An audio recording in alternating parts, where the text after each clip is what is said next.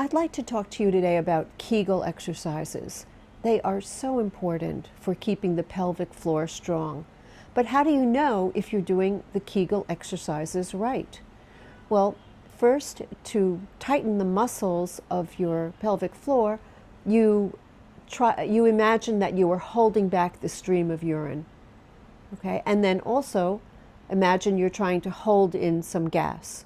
Okay? And those are the muscles of your pelvic floor.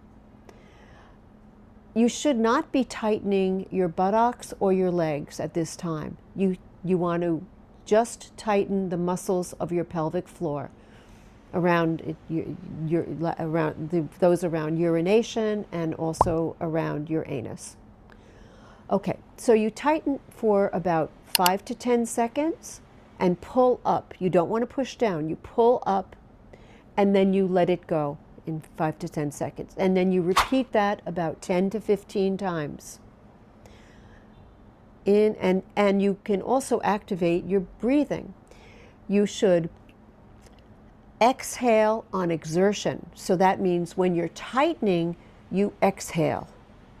And when you relax, you inhale. So when you relax your pelvic floor, you inhale. When you tighten your pelvic floor, you exhale. Okay, you think exertion, exhale. That's the way to remember it. EX, EX. So that is the way to do Kegels. And you should do them 3 or 4 times a day. So you could do them when you go to the bathroom. That's a good reminder. Every time you go to the bathroom, do your Kegel exercises. That will keep your pelvic floor strong, and you'll be less likely to have prolapse of the uterus, the rectum, and the bladder when you get older.